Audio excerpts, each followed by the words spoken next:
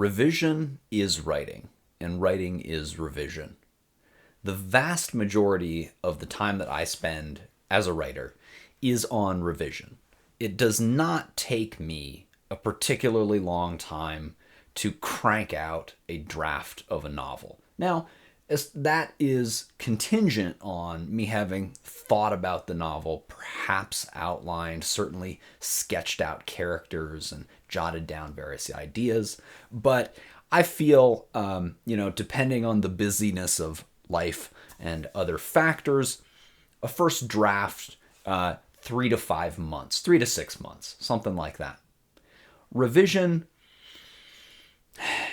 it can take years and years. Revision is an emotional roller coaster as well.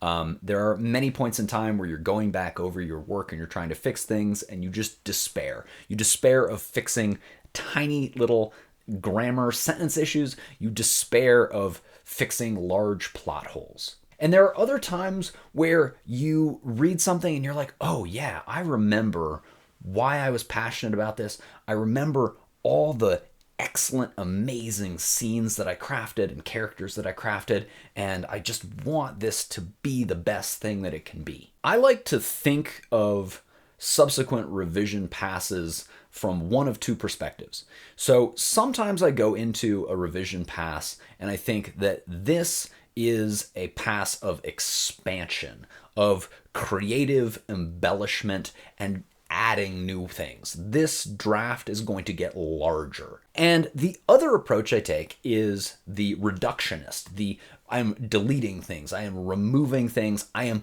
carving this block of marble down to the sculpture that I see inside of it. So let's just label those two different approaches, expansion and contraction. And of course, when I'm actually doing it, as with all writing rules, whenever you're actually down in the guts of the story, there's going to be overlap. You're going to delete things on an expansion pass. You're going to add new things on a contraction pass. But during an expansion pass, I want to focus on fleshing everything out. All right. I want to look at the descriptions and ask myself, what more is there to see in this scene? I want to look at the thoughts of the characters and ask myself, is there more that they might be thinking? Is there more that they might be feeling about what's happening? Same with dialogue. Is there more that they might say here? Where might this go further? Often, I find, especially when I was writing my first novel, I had written chapters that came to an ending at a dramatic moment. Something had happened and I was like, oh yeah, that's a point to cut a chapter.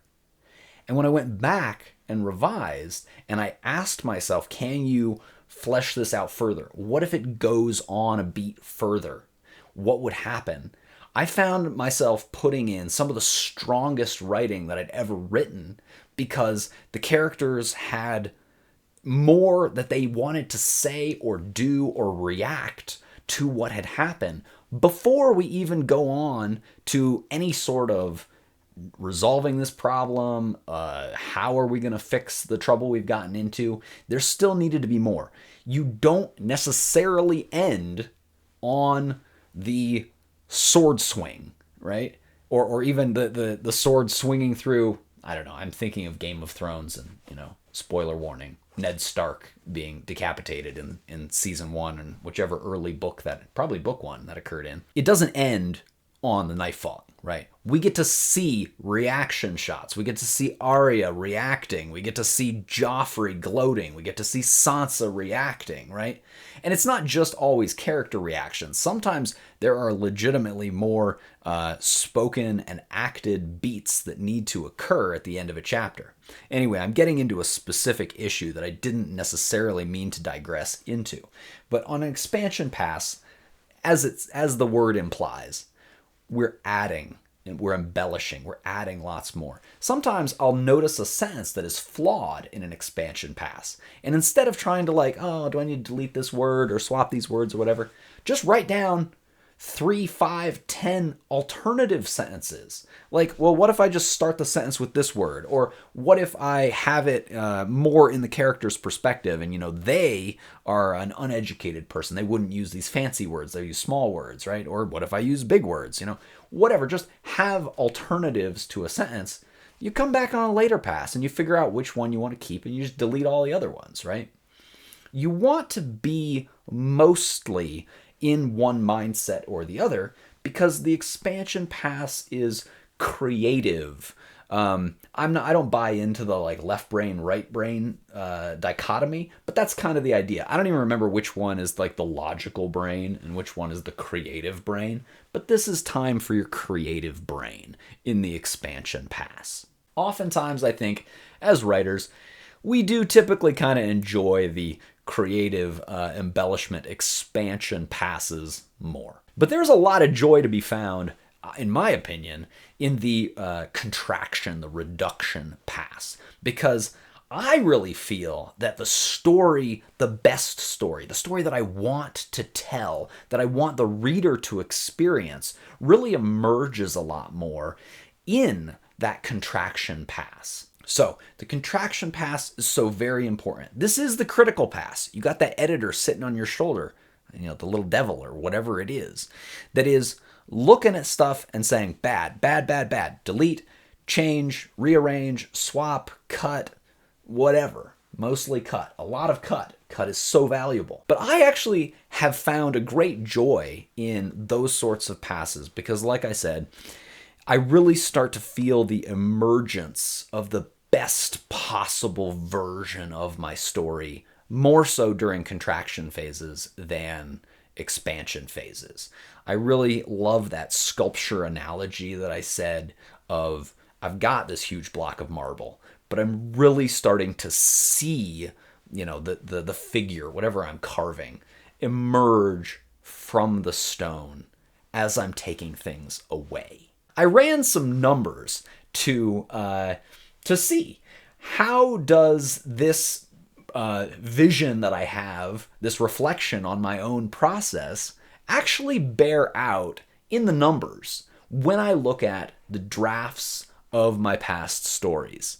So I've got one novel out, Crew of Exiles, and I'm going to share this data even though I think it's embarrassing. I have both over time, days, and over number of drafts, the file size of the novel. In you're seeing it here on the screen. And I had hoped that the files did not necessarily just get bigger over time, but that is not what I saw. They just get larger on that first novel. Now, I am missing the first 8 drafts. So when you see 14 drafts here, it's actually 22 drafts. Now, a draft does not mean that I necessarily had a very, very formal revision pass over it. I do a new draft when I feel that emotionally I need a backup of my current story. That's when I do it. And somehow I lost the first 8 drafts. Maybe that was subconsciously intentional. I didn't want anyone to ever find those, but I lost them. Now, I'm betting it was just larger and larger over time because that's certainly how the rest of the trend continued. But as you can see, even the biggest increase perhaps is at the end. And that makes sense. I did not outline this novel and I knew that I needed to add. I added, I think, 1 or 2 whole chapters at the end to smooth over a jump that I made through the plot. And that sometimes happens. So that's how it looks. Now, I have a yet to be published novel coming out at the end of 2025. That's our target, at least, as I say this in mid to early 2025. And this novel is the best thing I've ever written. I'm super proud of it. I can't wait for others to read it. And these are the graphs of this novel's size over time and then over number of drafts. So it's not necessarily the way that I described it at the beginning of this video of, I make it larger and then I make it smaller and then I make it larger and then I make it smaller.